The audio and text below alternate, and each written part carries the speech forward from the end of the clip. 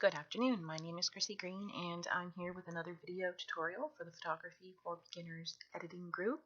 Today in the group somebody posted the question, where can you get a glitter font? My reply to that was super easy to make your own. And I'm always a really big advocate of doing it yourself versus getting something that somebody else did, because then you get to customize it. You're not getting the font that they chose with the particular glitter overlay that they picked to go with it. You're coming up with those elements on your own, and it's so easy to do. I'm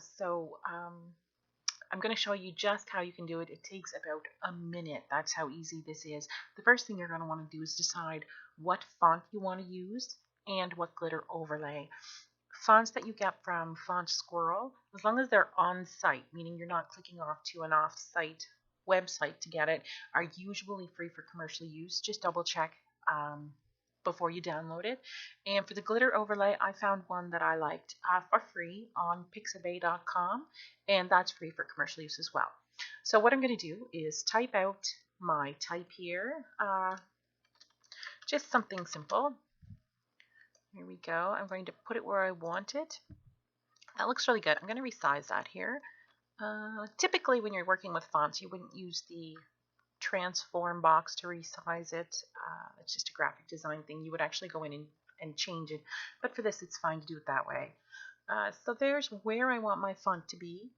When you're picking the font that you want to use, this one is called Kavoon. But any font will work as long as it has a nice broad stroke to it. You really want to show off that glitter overlay. So once you have it there, you need to overlay the image that you're going to use for the glitter. So if I check in my downloads folder, there should be, here we go. And like I said, this just came from pixabay.com. So I'm going to place it so that I am sure it covers all of my type. Click OK. Now, this is how easy this really is. I'm going to hold down the control button and click on this little letter T of my text layer. And if you can see, it's outlined by font very nicely. And with my glitter layer still highlighted, I'm going to hit the mask button. It's that simple. I now have glitter type. And if you wanted a drop shadow effect and your type happens to be in black, all you really have to do is use your move icon and move that over. You can leave it bold as is, or you can reduce the opacity. There you go. So I now have instant glitter type. Perfectly 100% customizable. You don't have to search Google. You don't have to buy anything.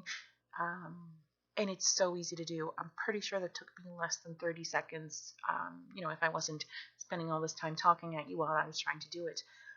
So I hope that you found that useful. And if you have any other ideas or questions or comments or things that you would like to see a tutorial done, let me know in the comments below and I'll see what I can do. Other than that, have a great day and happy editing.